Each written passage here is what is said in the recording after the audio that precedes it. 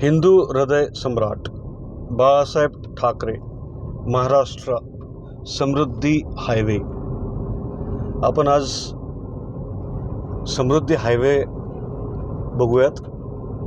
मुंबईमध्ये भिवंडीपासून नागपूरला म्हणजे जवळजवळ 701 किलोमीटर हा समृद्धी हायवे आहे, जो मुंबईवरून नागपूर म्हणजे ज्या दोन महाराष्ट्राच्या राजधान्या आहेत यांना कनेक्ट करणारा हा हायवे आहे. इथं कंट्रोल्ड स्पीड आणि कंट्रोल्ड वेज असल्यामुळं मध्ये एंट्री नसते.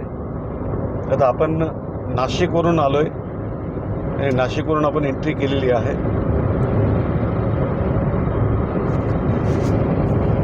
तर हा आहे समृद्धी हायवे.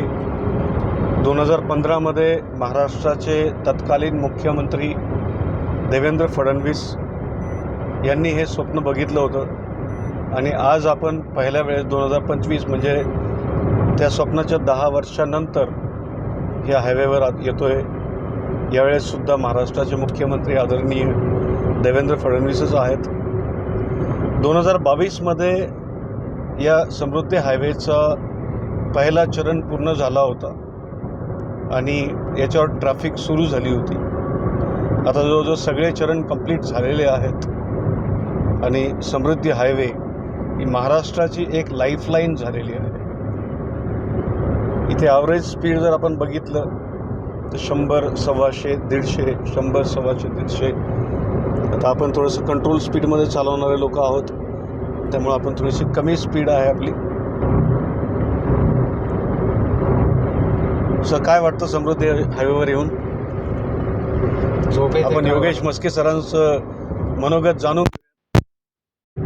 हां सर, काय वाटतं? झोप येते ड्रायव्हरला. झोप येते ड्रायव्हरला.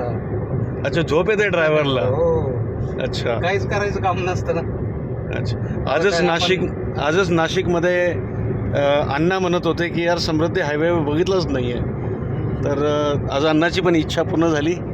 अण्णा, कसं वाटतं समृद्धी हायवेवर? एकदम चांगलं वाटतं. एकदम चांगलं वाटतं. चांगलं वाटतं. परत यावं वाटतं. परत यावं वाटतं. अच्छा.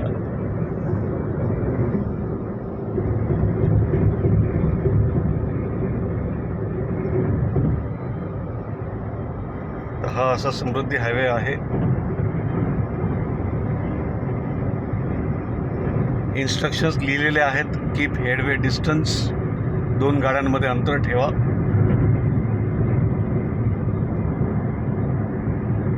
योगेश सर, तुम्ही याच्या अगोदर किती वेळेस आलेले आहेत समृद्धी हायवेवर? याच्या अगोदर 5-6 वेळा आलेलो सर. काय आपल्या बाकी हायवेवर आणि समृद्धी हायवेवरच्या ड्रायव्हिंगमध्ये काय फरक वाटतो? सर, जे काही ड्रायव्हिंगमध्ये डिसिप्लिन पाहिजे ते सर्व डिसिप्लिनमध्ये इथं गाडी चालवली आणि इतर रोडवरती नियम नसतात, जे ते आपल्या पद्धतीनं ड्रायव्हिंग करतात. अच्छा, इथं म्हणजे तुम्हाला गाडीचे सगळे डॉक्युमेंट्स, लायसन्स, PUC लागतात. गाडी कंडिशन चांगली लागते. त्यानंतर रोडवरती तुम्हाला हे लेन ठरलेले आहे, या स्पीडमध्ये या लेनची गाडी चालणार, तर त्या लेनमध्ये चालावं लागतं. अच्छा, लेन सोडल्यानंतर काही फाईन वगैरे असतं का? नाही, फाईन वगैरे नाही, पण ते आपल्यासाठीच चांगलं नाही. ते आपणच नियम सोडून कशाला चालायचं. अच्छा, म्हणजे आपल्या स्पीडच्या हिशोबाने